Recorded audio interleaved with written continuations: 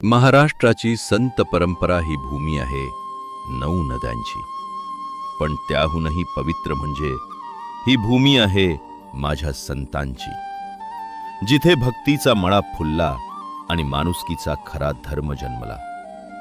ज्ञानेश्वर माऊलींनी ज्ञानाची गंगा घराघरात पोचवली। तुकोबांनी अभंगातून अन्यायावर प्रहार केला, तर एकनाथ महाराजांनी शांती आणि समतेचा मंत्र दिला। चोखोबांपासून नामदेवांपर्यंत प्रत्येकानं या मातीला विचारांचं लेणं दिले। अंधश्रद्धा आणि भेदाभेदाच्या अंधारात अडकलेल्या समाजाला या महामानवांनी बाहेर काढलं।